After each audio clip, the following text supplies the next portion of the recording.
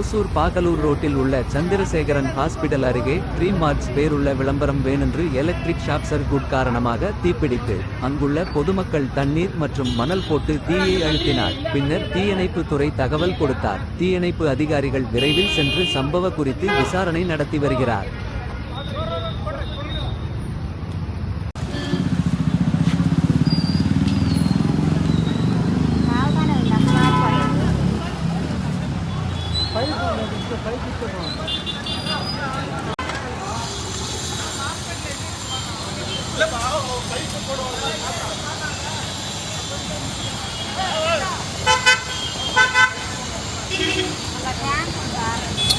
Tanker பின்னாடி இருக்கு.